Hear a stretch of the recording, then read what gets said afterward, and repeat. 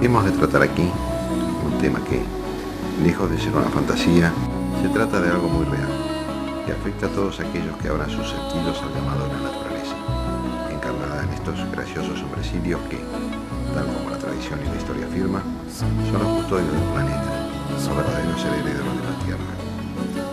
Los elementales, también llamados gente menuda, son unos seres tan especiales, tan mágicos, tan alejados del hombre y a su vez tan íntimos con él, que evidentemente hablar de ellos no estaría sencilla. Sin embargo, pese a las complejas barricadas impuestas a este tema, es hora de aventurarse y percibir la verdad latente bajo el velo de la burla y la leyenda. Hablar de elementales y de clasificación, al igual que la genealogía angélica, es inmensa, es en pocas palabras retrotraernos a la naturaleza, a esa tan descuidada en estos días naturaleza, el hogar básico de estos hombrecitos. Pero, ¿qué son los elementales? El médico y alquimista suizo de seudónimo conocido como Paracelso afirmaba en su filosofía oculta que los elementales no pueden clasificarse de los hombres porque algunos vuelan como los espíritus, no son espíritus porque comen y beben como los hombres. A la gente menuda se lo suele agrupar a todos con el término genérico de elementales, un término más amplio que duendes, hadas, gnomos, espíritus, genicidios y demás.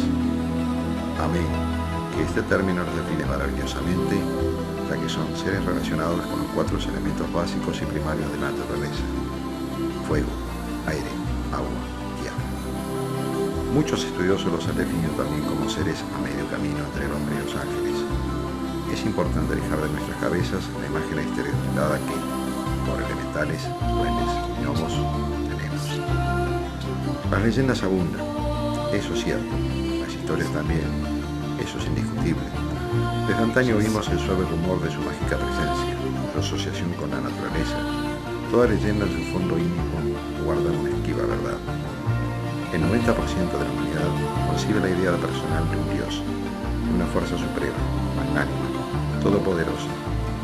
Los hay quienes no dudan ni un momento de la existencia de los ángeles, de los paradójicos ovnis, de los extraterrestres que nos visitan, de la existencia del abominable hombre de las nieves, de los fantasmas, de las almas en pena, y así 1000 y una leyendas más. La pregunta es, ¿por qué no creen en los seres elementales?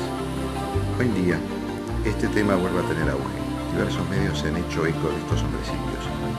Tal es así que la propia Lili Zulios, en un conocido programa televisivo, afirma creer en ellos. Lili, vos dijiste que cuando estabas enferma habías visto unos duendecitos. Había visto unas hermosas 3 figuritas rosadas, lilas, que estaban bailando ahí en mi brazo. Y entonces yo pensé que era alucinación y la gata siamesa que tenía lo miraba así, así.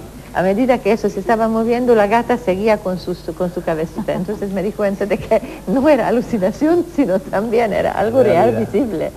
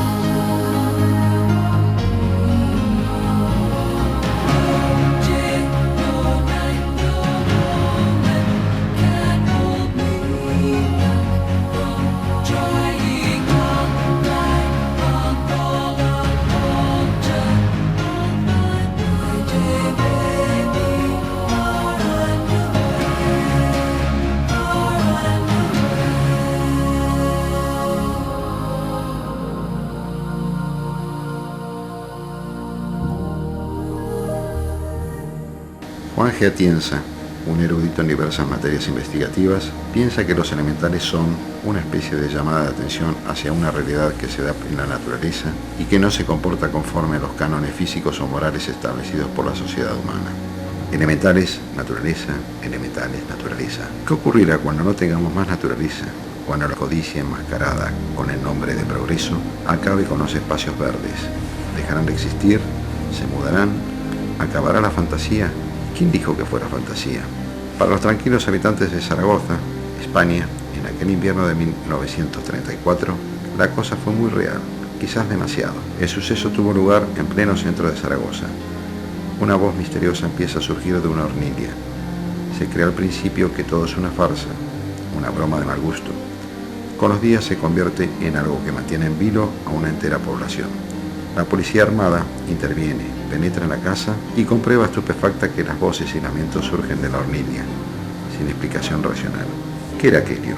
¿Quién era el susodicho autor? Este hecho está ampliamente documentado. Aunque se tomaron todas las precauciones posibles para evitar que se tratara de un simple engaño, aislaron casas, desalojaron a personas, cercaron el barrio, se vigiló las 24 horas. Sin embargo, el duende, como fue bautizado, siguió profiriendo con su cavernosa voz el estupor general del país. Tan así que el gobernador civil, en un histórico y comunicado, pidió calma a la población. ¿Y todo por un duende? ¿Por un ente imaginario que no existe? Quizás el viejo adagio de Einstein tenga cierto al referir que la imaginación es más importante que el conocimiento. Y en este caso, si de imaginación colectiva hablamos, el hecho fue mucho más real que lo que se quería conocer sobre estos seres. Si estos seres elementales querían ocupar un papel en la mente humana, efectivamente lo consiguieron. Y así como esta historia, cuántas leyendas nos llegan desde antaño. Y si viajamos a regiones inhóspitas, a zonas boscosas, montañosas, y oímos el canto popular de los lugareños, de los indígenas, verdaderos custodios de estos secretos, no precisamos más pruebas que entender con el corazón, sin dejar de lado esa razón que nos indica que en el fondo de toda leyenda o cuento anida la verdad.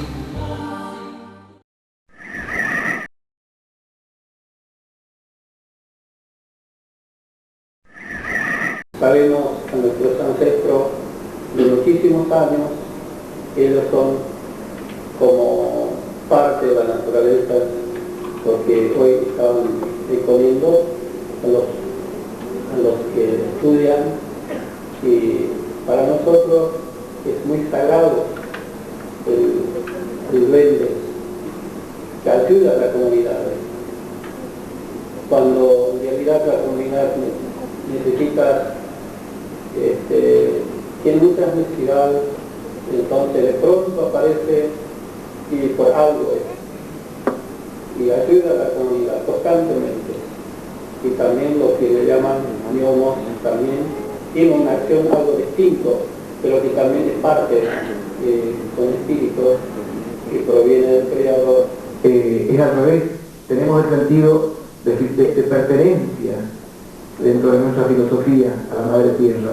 Por eso a veces sonreímos cuando nos dicen, como para halagarnos, los verdaderos dueños de la tierra, y nos presentan así. Yo soy músico y casi siempre ocurre este tipo de presentaciones. No es así, somos parte de ella. Como son estos seres que ustedes denominan duendes y gnomos. ¿Cuántas veces nos han escuchado a la mayoría de los escépticos de esta cultura decir, pero cómo van a creer en semejantes pavadas? O a nuestras historias las llaman leyendas. En el año 1200 después de Cristo, un sueco de nombre Fredrik Ulgarf halló una estatuilla de madera, muy bien conservada, en Nidaros, Noruega. La estatuilla tenía una altura de 15 centímetros, sin contar el promonitorio, donde regresaban las siguientes frases: Nisse, Riktkin, Storrese, que significa gnomo, estatura real. Los análisis radiográficos han demostrado que la estatuilla posee más de 2000 años de antigüedad. ¿Quién la hizo y por qué? O quizás debamos decir, ¿en quién se inspiró? Siempre se rehúye este tema por considerárselo infantil, fantasioso, fuera de este mundo en que las ideas se establecen, donde la gente juega a condicionarse acorde a lo aceptado por el mundo. Por eso, aquello ajeno a este paradigma cultural, sociológico, científico, aunque ofrezca sus pertinentes evidencias, casi por predisposición natural, se obvia o se toma a la burla. ¿Cómo son los elementales? Es común que en la imaginería popular les atribuya un aspecto avejentado, decrépito, con prodigiosas narices, orejas puntiagudas y un típico e infaltable gorro antiguo. Si ahondamos en los relatos, leyendas e historias, nos daremos cuenta que su fisonomía es muy variada. Existen miríadas de manifestaciones asociadas a los elementales. Así también sus costumbres, personalidades, poderes difieren entre sí. El erudito en estas materias bien sabe, por ejemplo, que no es lo mismo un elfo que un gnomo o que un trasgo. Sus características, tanto físicas como de personalidad, están en constante modificación, no solo acorde en la región del globo donde habiten, sino el propio individual entorno, llámese casa o bosque. Pues, efectivamente, también los hogares sirven de cobijo para estas criaturas. Sin embargo, sintetizando, los hay desde pequeños de algunos centímetros, tan pequeños que entrarían en una caja de fósforos, con aspecto lumínico, hasta con apariencia humana, que no comen, no duermen y no envejecen. Aquí presentamos 3 testimonios fidedignos del encuentro con estos seres. Cada uno detalla las distintas manifestaciones con las que los elementales pueden aparecer.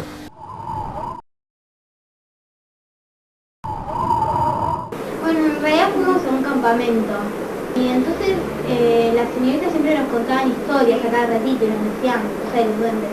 Entonces nosotros a la noche hay veces que chicas se asustaban, que pensaban que iban a aparecer. Entonces empezábamos a alumbrar en todos los árboles y veíamos como que se asomaban. Nos asustábamos también. Decían que ellos tenían más miedo que nosotros. Y entonces no les hacíamos nada tampoco, se asomaban por todas partes. Y también se asomaban entre las carpas también, cuando una chica venía para acostarse, porque tenía miedo, entonces alumbraba por todas partes. Y entonces alumbró la carpa y se asomó uno. Tenía una sonrisa hasta acá, sí, y chiquita. Era chiquitito, y tenía una gorra como esta roja. ¿Una gorrita roja? Sí, chiquita, sí, tenía orejas puntiagudas. Era chiquitito. ¿Feo? Sí.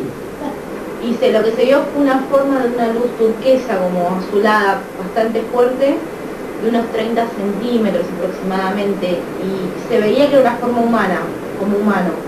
No se distinguía bien, tal vez ni la cara, ni el resto del cuerpo, pero no se veía la ropa, como dicen otros testimonios, sino más bien que era luz.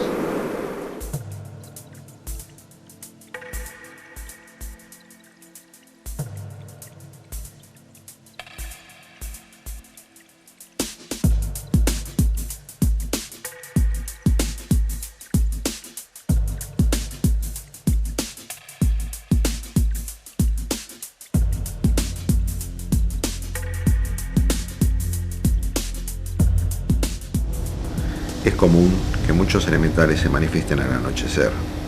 Son muy bromistas y descarados. Hacen 1001 travesuras mientras uno duerme. A veces saltan en los tejados, arrojan piedras y hasta arrastran cadenas. Es muy común atribuir sus actividades a los fenómenos paranormales, o poltergeist, o casas encantadas, también llamadas enluendadas. Como afirma el experto mundial en estos temas, Jesús Callejo, las leyendas, historias sobre luces de antaño surcaban los cielos o tierras son abundantes. Su relación con el mundo de los espíritus o muertos era evidente para nuestros antepasados. Tan solo desde hace unas décadas se las ha asociado a naves extraterrestres, aunque con poco fundamento y sin ninguna prueba. Con el paso imperante de la civilización, le fue preciso a los elementales un cambio, una transformación, pues es cierto que ya nadie cree en ellos. Por eso algunas veces aparecen camuflados por el medio cultural de la época, pasando como tripulantes de ovnis, visitantes nocturnos o lo que se tercie. ¿Cómo se ven los elementales?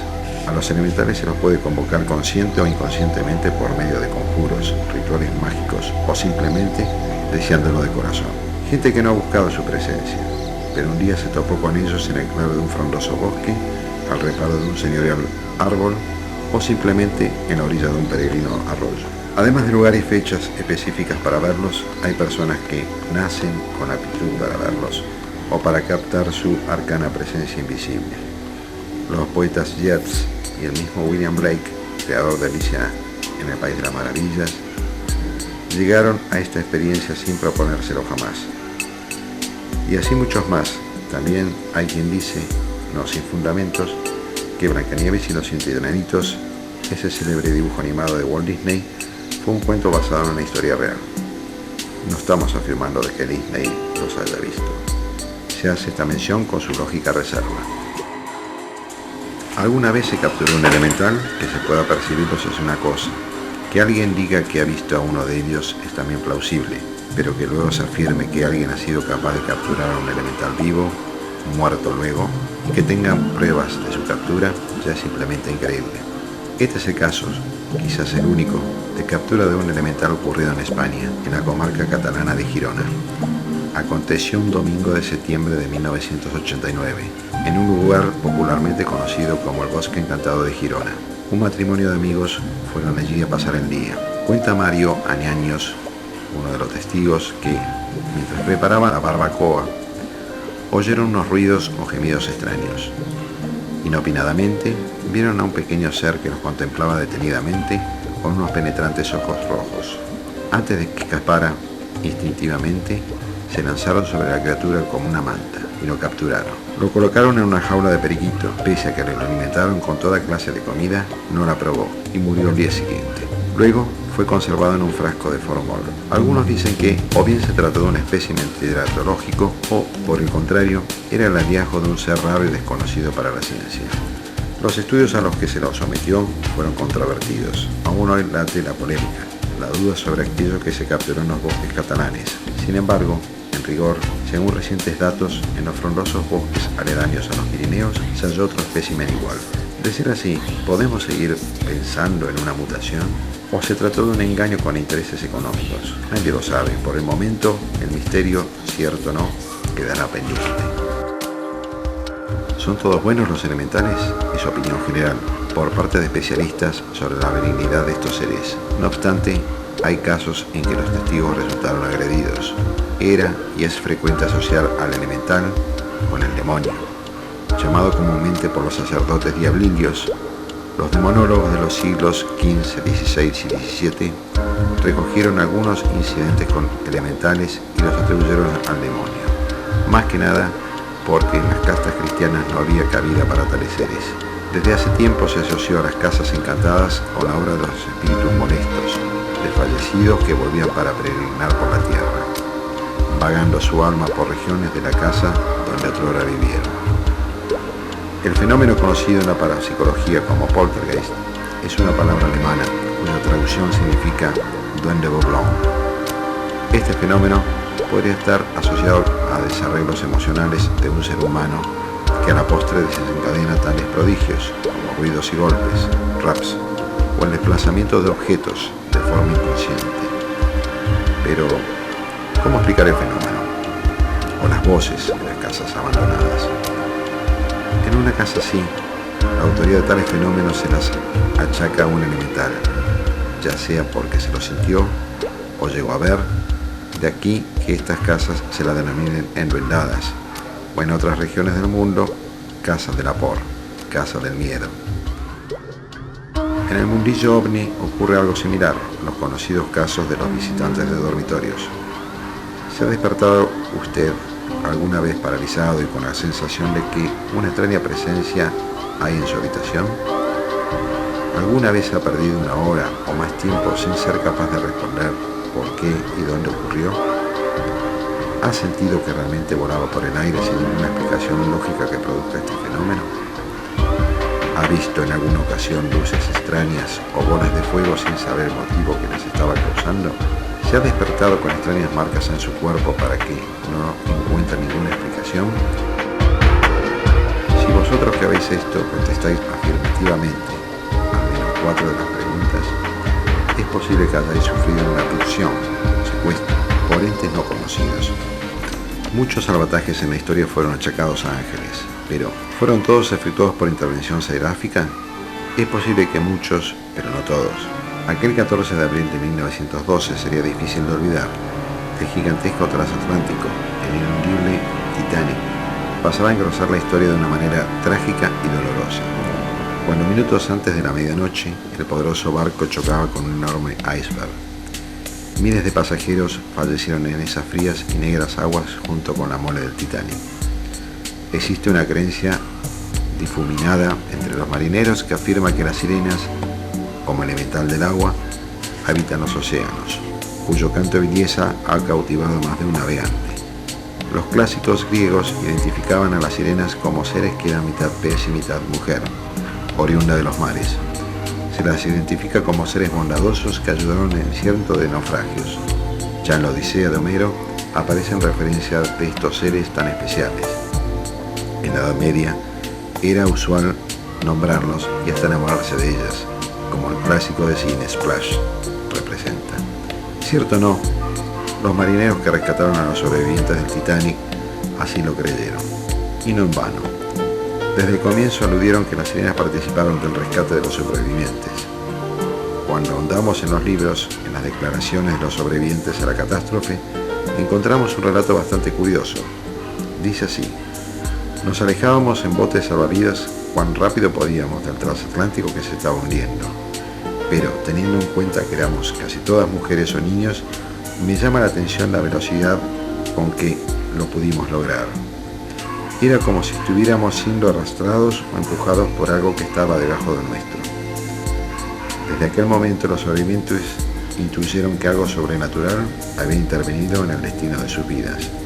Pese a su fealdad, esta foto que vemos es de una supuesta sirena.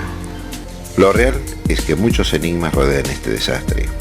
Ya desde su construcción al infortunio, parece haberse cebado con este barco. Visiones, percepciones extrasensoriales, estados mediúmnicos, vaya uno a saber qué previeron el hundimiento del Titanic. En 1898, Morgan Robertson narró en su novela Futility, con una pasmosa precisión de detalle, el naufragio que 14 años después habría de acontecer.